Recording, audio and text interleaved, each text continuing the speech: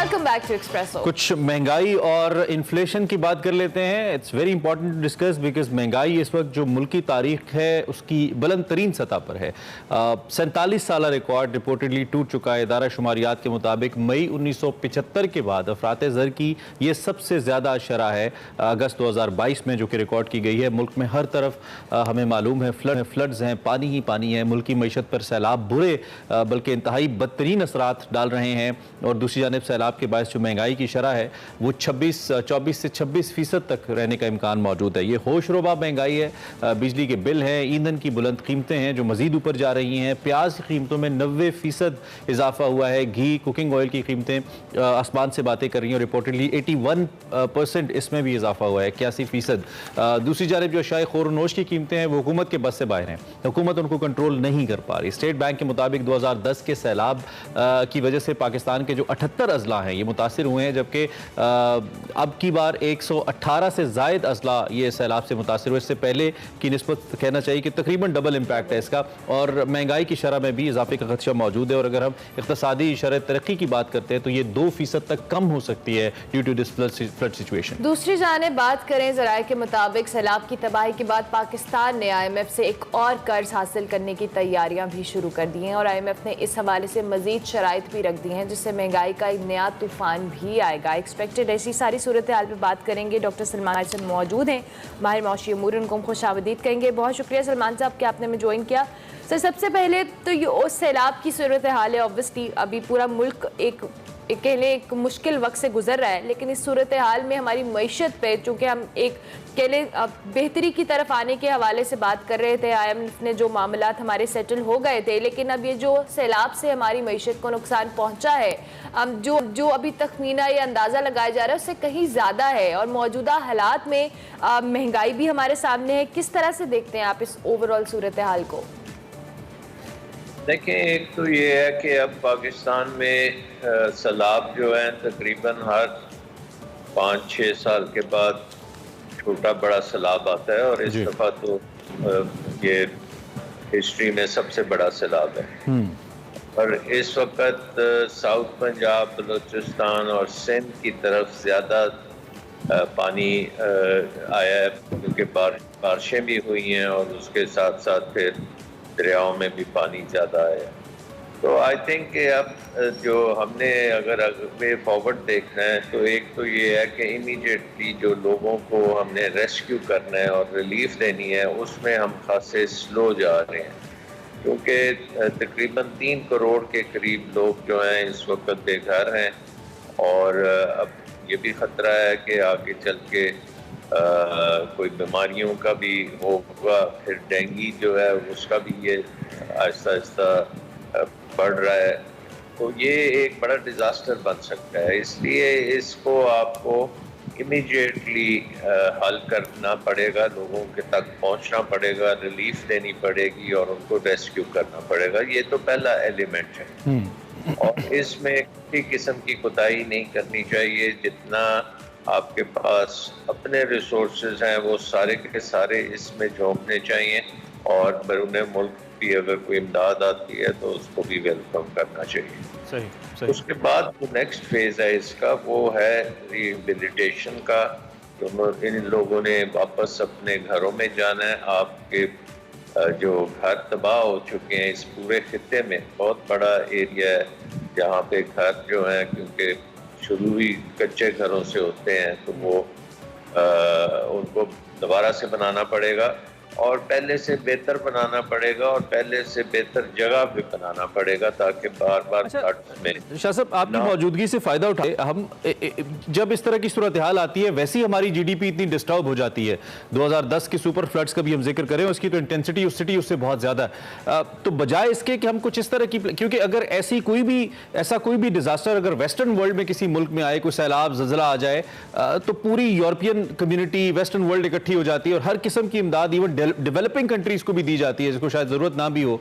हमें तो उससे बहुत ज़्यादा ज़रूरत है। क्या हम इंटरनेशनल कम्युनिटी को इतना मोबिलाइज कर पा रहे हैं इसके ऊपर? ये पहला मेरा सवाल का हिस्सा है। और दूसरा ये, आपको नहीं लगता कि बजाय इसके कि हम IMF से नए कर्जे लें, हम पुराने कर्जे माफ़ करने की बात भी करें कि अब हम कर्जे पे बैक नहीं कर सकते जैसी सूरत हाल है हमारी और दुनिया को इस पर सोचना चाहिए? आपका टेक इस पर? जी देखें, जब 2005 में ज़लज़ला आया था, उस वक्त मैं फाइनेंस मिनिस्टर था, तो हमने पूरी डैमेज असेसमेंट जब की थी, तो उसके बाद यूनाइटेड नेशंस के साथ मिलके हमने एक ग्लोबल अपील की थी, जो जनीवा में कॉन्फ्रेंस हुई थी, जहाँ पे प्लेजिंग सेशन हुआ था। तो $6 बिलियन प्लेज हुए थे उसमें। और आपको पता है कि वो ये जो सैलाब है, इसमें उस वक़्त के घरों से ज़्यादा घर डैमेज हुए हैं, ज़्यादा लोग डिस्प्लेस हुए हैं। उतनी कैजुअल्टीज़ नहीं हुई जितनी कैजुअल्टीज़ अर्थक्वेक में हुई थी। बट $6 बिलियन था, और कहीं उसके लिए एरा बनाई गई थी, एक स्पेशल ऑर्गेनाइजेशन जिसने earthquake rehabilitation and reconstruction authority जो थी वो बनाई थी कि ये सारा काम करेगी, और उसको कई साल लगे थे मुकम्मल काम करने में। तो लेकिन लोगों को फिर दोबारा से रिहेबिलिटेट कर लिया। सो आई थिंक उसके साथ साथ पाकिस्तान के अपने बजट में से भी उसमें खासी मिकदार में आपने इन्वेस्ट भी किया, और कर्जे भी आपने लिए उसके लिए। तो ये फ्लड्स में भी ये सारा कुछ होगा। जीडीपी में तो आपको नुकसान होगा, लेकिन आप अपने रिसोर्सेज पे भी फुली डिपेंड करें, और अगर बैरून मुल्क से अगर कुछ आपको मिल जाता है तो वो वेलकम करना चाहिए। लेकिन ये है कि दुनिया में एक फटीग है कि जो हर थोड़े अरसे के बाद ये इस तरह की अपील्स आती हैं। अब आप देखें, यूएन ने जो अपील की है $162 मिलियन की, ये तो छोटी सी अपील है। इतना तो आपको जो एक डिस्ट्रिक्ट में भी इससे ज़्यादा पैसा खर्च होगा। तो आई थिंक कि बेसिकली हमारा जो इस साल का बजट है उसको, वो बहुत बड़ा बजट है, वो उसमें तकरीबन 17 से 18 हज़ार अरब रुपए के बजट है प्रोविंसेस के और फेडरल गवर्नमेंट के मिला के। तो वो जो पैसा है उसको हमें नंबर 1 प्रायोरिटी फ्लड की रिलीफ, रेस्क्यू, रिहेबिलिटेशन और रिकंस्ट्रक्शन पे लगानी चाहिए। और जो बैरून मुल्क से जब सपोर्ट आती है तो ठीक है, वो उसको ऑगमेंट कर सकती है। फिर पाकिस्तानी NGOs हैं पूरे मुल्क में, वो इस वक्त मोबिलाइज किया जा सकता है। लेकिन दूसरी जानिब एक तरफ तो ये हम सैलाब से जो ओवरऑल सिचुएशन बहुत बुरी देख रहे हैं, IMF से मामला भी हैं, मईशत को नुकसान भी पहुंचे। दूसरी जानिब ये जो महंगाई वाला एलिमेंट है, ये एक सैलाब ज़दा इलाकों से लेकर ये पूरे पाकिस्तान पे डेफिनेटली इम्पैक्ट डालेगा। बहुत सारी ज़रूरी फसल तबाह हुई है, ओवरऑल वैसे मामला बड़े ख़राब हुए हैं। तो इस महंगाई के इम्पैक्ट को कंट्रोल में करने के लिए हुकूमत को क्या इक़दाम करने होंगे, क्योंकि इसका डायरेक्टली ताल्लुक आम आवाम से है? देखिए, ये क्योंकि सप्लाई साइड डिस्ट्रप्शन की वजह से जो इस वक्त अनयूजुअल फूड इन्फ्लेशन है, वो सप्लाई साइड डिस्ट्रप्शन की वजह से है। वैसे भी पूरी दुनिया में फूड चेन्स जो हैं वो अफेक्ट हुई थी यूक्रेन की जंग की वजह से। बट अब हमारे मुल्क में इन्फ्लेशन उससे भी ऊपर चली गई है, और फ्लड का एलिमेंट जैसे आपने खुद ही बताया वो भी इसमें आ गया। तो आई थिंक इसमें हमने भी अर्थक्वेक के ज़माने में हमने फूड आइटम्स जो थे वो इंडिया से ट्रेड हमने खोल दी थी, और वहाँ से आने शुरू हो गए थे। उससे खासा फ़र्क पड़ता है। अब बहुत से लोग ये भी कहते हैं कि जी इंडिया के साथ हमें नहीं करना चाहिए क्योंकि कश्मीर की वजह से। तो वो एक अच्छा आर्ग्यूमेंट है, लेकिन मैं ये कहता हूँ कि ये टैक्टिकल ट्रेड करने में कोई हर्ज नहीं है। ये फूड आइटम्स हैं, इसमें कोई स्ट्रेटेजिक किस्म की एलिमेंट नहीं है। आप कह रहे हैं कि हम अगर बड़ी ट्रेड में होता है, ठीक है, पड़ोसी ममालिक के साथ भी हम इंक्लूडिंग भारत, अगर आप कहते हैं हम ट्रेड करते हैं और खासतौर पे फूड आइटम्स की, तो उसमें कोई मज़ायका नहीं है, ये आप कह रहे हैं? जी, क्योंकि देखें हमारे नज़दीक है, वहाँ से आप फूड आइटम्स मंगा सकते हैं। उससे ये नहीं है कि कोई हमारी। ठीक है डॉक्टर साहब, वक्त हमारा खत्म हो गया। बहुत शुक्रिया, थैंक यू वेरी मच, आपने हमें ज्वाइन किया, अपना तजिया हमारे सामने रखा।